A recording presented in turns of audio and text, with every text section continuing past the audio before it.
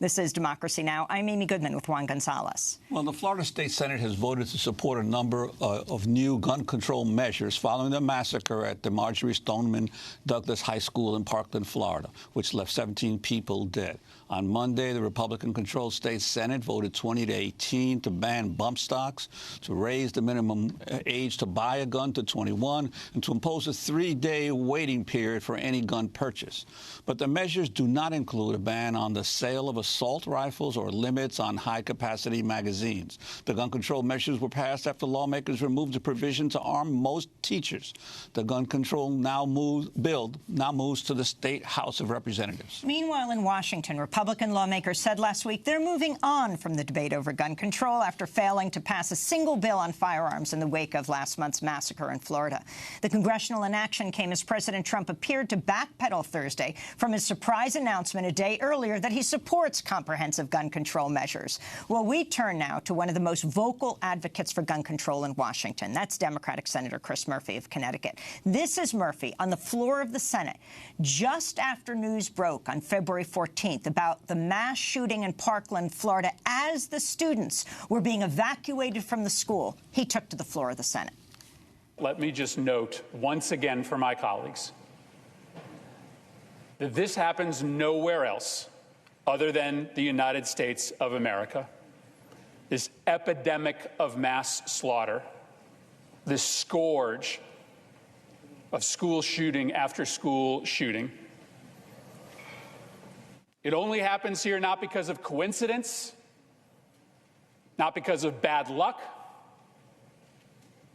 but as a consequence of our inaction. We are responsible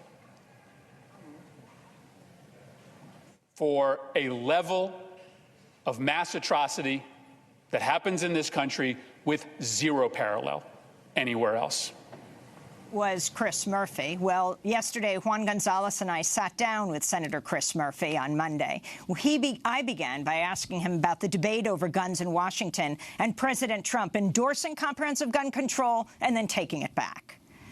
I think it's important to remember that this country is talking about the issue of guns every single day. The media may only pay attention when there is a school shooting or a mass atrocity, but every single day, 90 people die from guns. There is a mass shooting, meaning 4 more people being shot in this country on average every single day. So in Chicago and in Hartford and in Bridgeport, we're talking about the consequence of gun violence 24/7.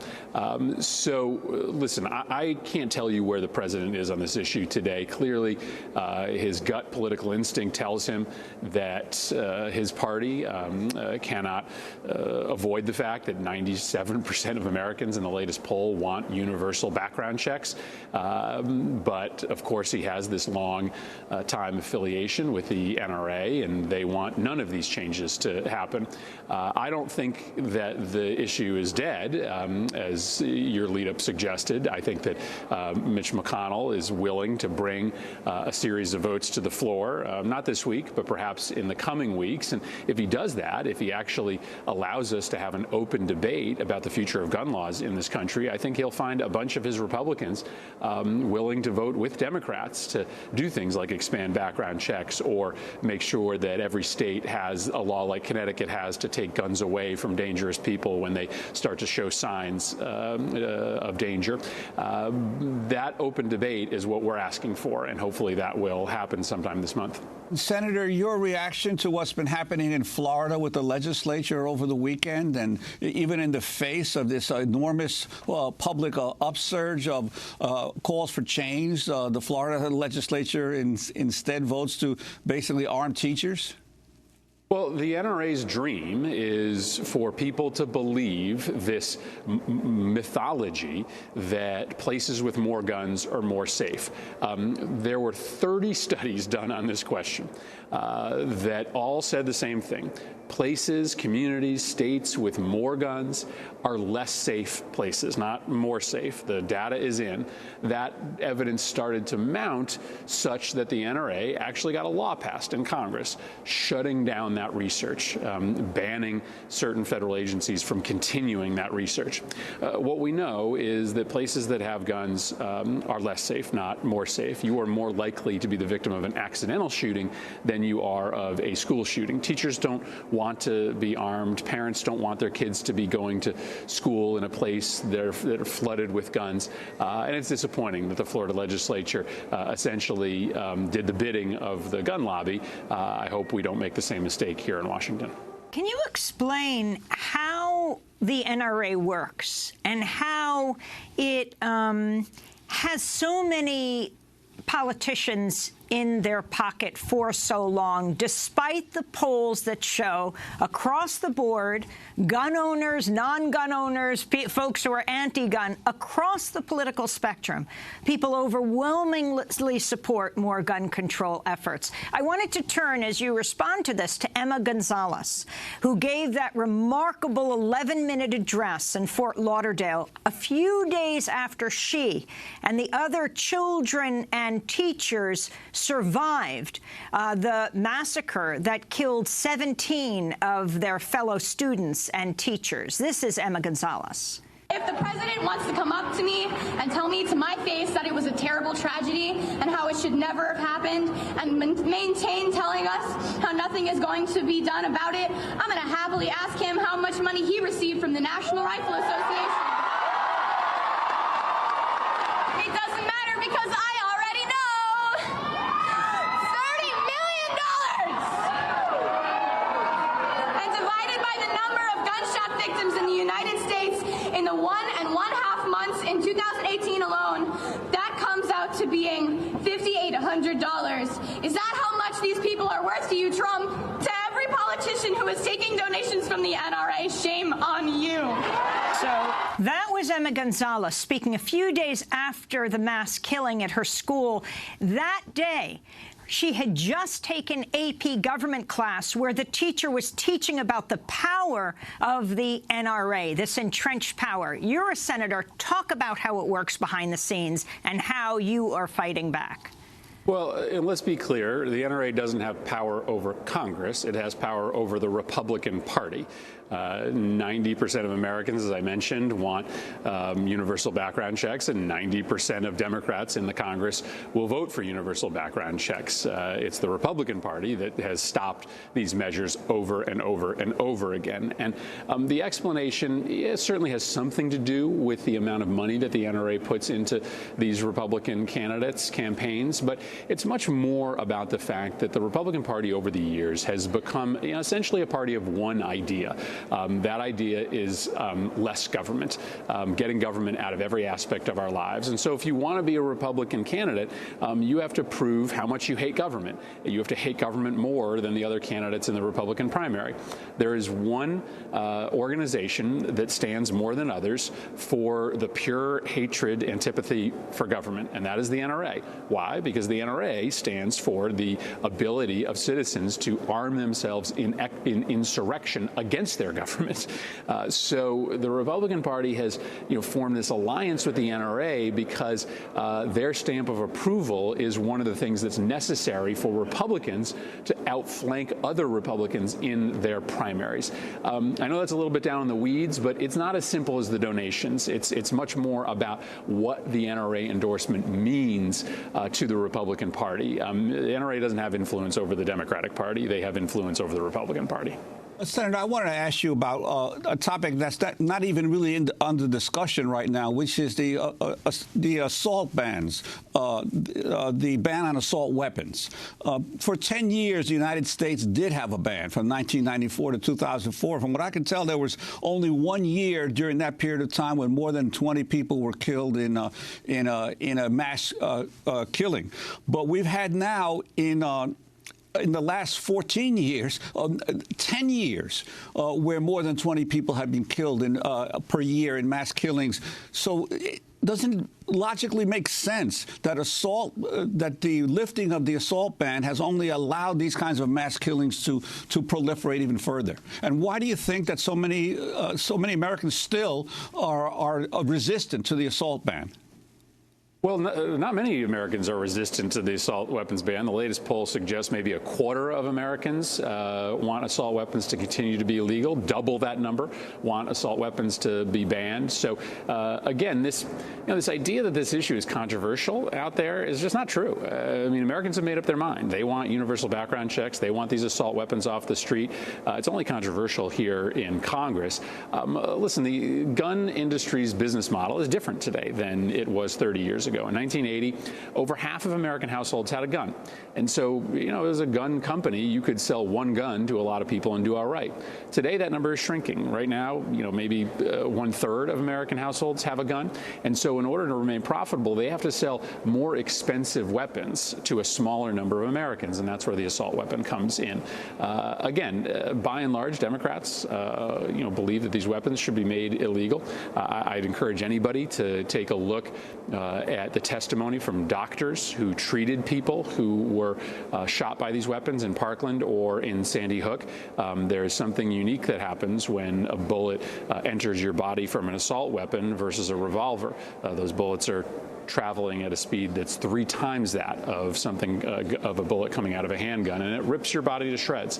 Again, if we can break the NRA's vice grip on the Congress right now because of their vice grip on the Republican Party, we can have a conversation about getting rid of those weapons as well. The American public supports it.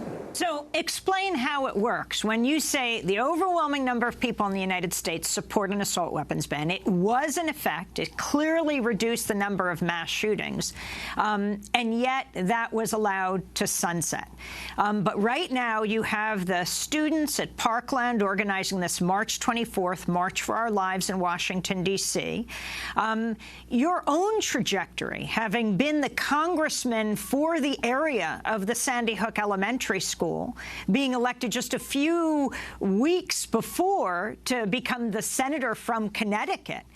Talk about what's happened in this 5 years that you've become senator and how you see an assault weapons ban possibly happening. Even the media, like CNN and MSNBC, which is clearly for gun control, when talking to the students, when they talk about an assault weapons ban, they, too, have drunk the Kool-Aid. They, too, say, well, obviously, an assault weapons ban is not possible. That's the journalists on television speaking to the kids. Right. Well, I mean, if you want to sort of talk about the scope of 5 years since Sandy Hook, though there has been no meaningful action here in Congress, let's remember that many states have acted and many lives have been saved. Several states have passed referendums strengthening their gun laws. Connecticut has passed some of the strongest gun laws in the nation. Evidence suggests that some of the laws that we passed before and after Sandy Hook has reduced our gun violence rate in Connecticut by 40%. That's meaningful and significant. The anti-gun violence movement is growing and growing and growing. Emma Gonzalez now has more Twitter followers than the NRA does, and nobody knew who she was just 3 weeks ago. So we're getting stronger and stronger. And the only way we eventually really win here in Washington is by having an election in which a bunch of people who have been voting with the gun lobby and against their constituents lose. A lot of folks that have been voting against the will of their constituents, whether it be on assault weapons or on background checks, they say, well, voters really don't care about this issue. They say they want gun laws to change, but they're really voting more on, other issues like the economy, jobs, immigration. This may be the first election in 2018 where voters are going to say, okay, if you're not with me on background checks, then I'm not with you. If you're not with me on assault weapons, I'm not with you. And it's going to take an election, I think, where people lose their seats because of this issue before we really get change here in Washington. And I think the kids understand that. I mean, I've met with these kids. I think they want change this session of Congress, but I think they're skeptical. They watch the way that Trump has bobbed and weaved, and they are preparing to become an electoral force. And speaking of those young people, what do you think the impact of a huge march in Washington on March 24th would have? Clearly, as you say, the election in November will be the real decider. But what impact could this march have? Well, I mean, I hope that this march could convince some of my Republican colleagues to take up these measures, maybe vote for them. I'm skeptical. I think, the lack of urgency that they're showing, the fact that Trump does not look like he's going to try to lead Republicans to water on this issue means that this march is going to be much more about, sending a clear message to Republicans. Fix this problem or we'll vote you out of office. And this march can be a galvanizing force for the fall. I know there's a lot of efforts to do massive voter registration around these marches. And remember, there's one march in D.C. There are 400 other marches on the same day all around the country. And if every single kid that shows up to those marches registers to vote, that might be the biggest impact that they have. Senator Murphy, I wanted to ask about that televised White House meeting that President Trump had with many lawmakers that you were a part of, where he urged all of you to pass comprehensive gun control measures. You have to be very, very powerful on background checks. Don't be shy. Very strong on mentally ill. You have to be very, very strong on that. And don't worry about bump stock. We're getting rid of it where it'll be at. I mean, you don't have to complicate the bill by adding another 2 paragraphs. We're getting rid of it.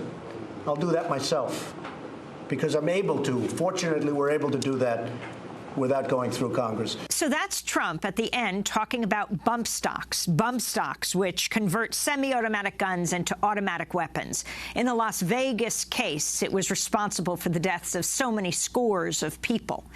It wouldn't have made a difference, a bump stock ban, when it came to the Parkland students. But this issue of bump stocks, you hear him saying, I'm going to take control here. Even if Congress won't pass the ban, I'll do it through a rule change, through executive order. Now, actually, though it looks like he's taking charge, that's exactly what the NRA ultimately called for after Las Vegas, when they saw that they couldn't stop gun control measures from being voted on, although ultimately that's exactly what happened. They weren't voted on. They said that they wanted the bump stock ban not to be done through Congress, but through a rule change. That way it could be easily rescinded. Your response? That's one of the reasons they wanted to be done in a rule change, but also because it's really on shaky legal grounds whether or not the executive can get rid of bump stocks. The Obama administration did not get rid of bump stocks, even though they wanted to, because their lawyers told them that the administration actually cannot ban a certain type of device that converts guns into automatic weapons. That was only something that Congress could do, and that if the administration tried to do it, a gun rights group would easily be able to go to court and have the regulation struck down. And so that's why the gun lobby wants him to do it by regulation, not necessarily because they think another Republican administration is going to get rid of it, but because they think they can get rid of it through the courts. That's why the legislature has to do this, and I hope we will. Do you think President Trump being in his presence last week, seeing his vast, extreme turnaround just on this issue of gun control, is unraveling further than many have already talked about what's happening in the White House now? I don't know, all the inner workings in the White House. I don't focus on it like a lot of other people do. What I know is that, being in that meeting with the president when he, endorsed things that even some Democrats weren't willing to endorse, I knew walking out that he was going to have to walk back some of the commitments that he made there. I think it's important for Republicans to remember, though, that the president, for all of his flaws, deep flaws, has political instincts that sometimes plug into the mood of the country on certain issues. And I do think he recognizes that on this issue of guns, Republicans are way out of step and are really jeopardizing themselves electorally. And while he's probably not going to be helpful in getting this bill passed, I do hope that Republicans listen to the political advice that he was dispensing in that meeting. Might you filibuster again? Well, I mean, let's see if we get the votes.